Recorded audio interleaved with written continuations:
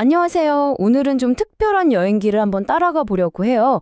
어디에 갔는지가 중요한 게 아니라 나 자신을 돌아보는 그런 여정, 바로 한 개인의 이야기 속으로 들어가 볼 겁니다.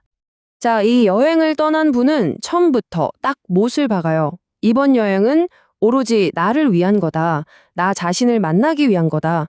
그러니까 이건 그냥 쉬러 가는 휴가가 아니라는 거죠. 일종의 내면과의 대화를 위한 퀘스트, 그런 셈이에요. 자, 그럼 이 내면으로의 여정, 어디서 시작되느냐? 바로 호주 시드니입니다. 여기서 어마어마하게 큰 무려 12층짜리 카니발 크루즈선에 오르면서 이야기가 시작돼요. 배가 이제 슬슬 바다로 나아가는데 이걸 보면서 자기 자신을 이 배에 빗대어 생각하는 거예요.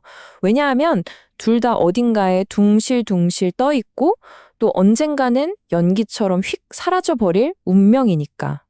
좀 철학적이죠?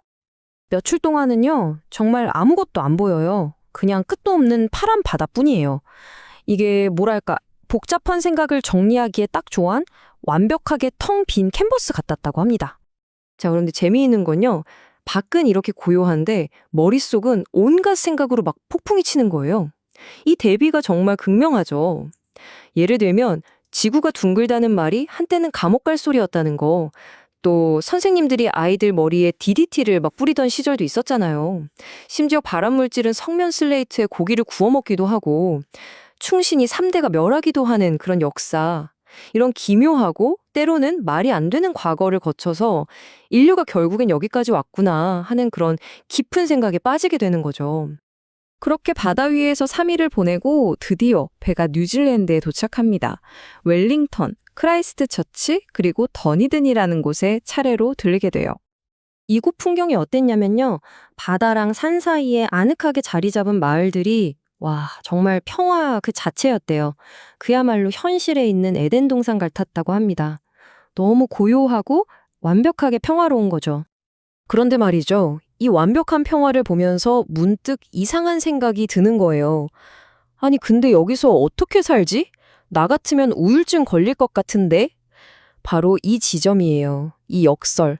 혹시 완벽한 평화가 오히려 사람을 고여 썩게 만드는 건 아닐까? 우리가 진짜 산다고 느끼려면 어느 정도의 시련이나 고난이 꼭 필요한 건 아닐까 하는 그런 질문을 스스로에게 던지는 거죠. 그래서 이런 생각까지 하게 됩니다. 혹시 신이 에덴 동산에 일부러 사과나무를 심어 놓은 게 우리가 게으르게 살지 말고 좀 싸우고 고뇌하면서 성장하라고 그런 건 아니었을까? 그러니까 진짜 낙원은 그냥 편안한 상태가 아니라 무언가를 위해 노력하고 싸울 이유가 있는 곳일지도 모른다는 거죠. 자, 이 낙원에 대한 생각은요. 이제 뉴질랜드의 어마어마한 국립공원을 보면서 또 한 단계 더 깊어집니다. 눈 덮인 산, 그 위를 떠다니는 구름, 셀 수 없이 쏟아져 내리는 폭포들. 이 풍경에 그냥 완전히 압도당해버려요. 밀포드 사운드는 레드 와인처럼 사람을 흠뻑 취하게 만들고 피오르드랜드 국립공원은 또 화이트 와인처럼 아주 맑고 상쾌한 느낌을 줬다고 해요.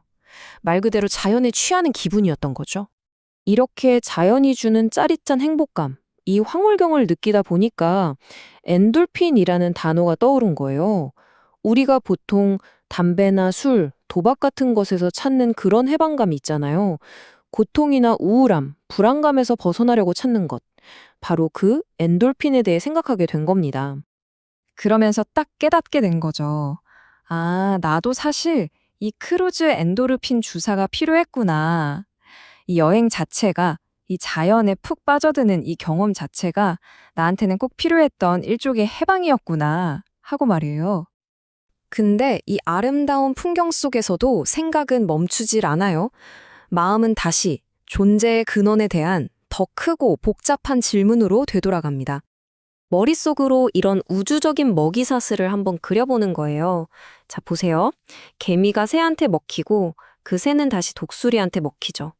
독수리는 호랑이한테, 호랑이는 또 악어한테 먹힙니다. 이 냉혹한 생명 순환의 고리 말이에요. 그리고 여기서 본질적인 질문을 던집니다. 자, 그럼 그 새는 지금 어디에 있는가? 이 질문 정말 의미심장하지 않나요? 어떤 하나가 더 큰 시스템의 일부가 되어버렸을 때 우리는 과연 여기까지가 새고 여기서부턴 악어야 라고 딱 잘라 말할 수 있을까요? 그 경계가 어디일까요? 어쩌면 그 새의 에너지는 악어 뱃속에서 하나의 오케스트라처럼 조화로운 일부가 됐을지도 모르죠. 아니면 오히려 해로운 박테리아가 돼서 또 다른 싸움을 시작했을 수도 있고요. 중요한 건 에너지는 절대 사라지지 않는다는 거예요. 그저 형태를 바꿔서 이 끝없는 우주 속에서 계속 새로운 역할을 맡게 될 뿐이라는 생각에 이르게 됩니다. 자, 이제 길었던 여행이 끝나고 벤은 다시 시드니로 돌아왔습니다. 그런데 정작 뭘 물어봤는지 또 무슨 답을 얻었는지 돌이켜보니 딱히 명확한 게 없는 거예요.